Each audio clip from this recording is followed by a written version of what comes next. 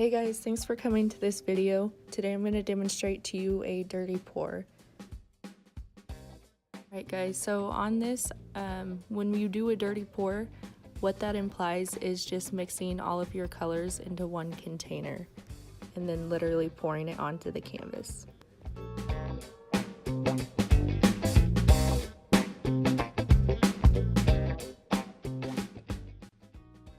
So I start out with my white base. I do a puddle of white as well in the middle, so that way when I do my pour, it can flow easier on the surface and it doesn't really mix the colors.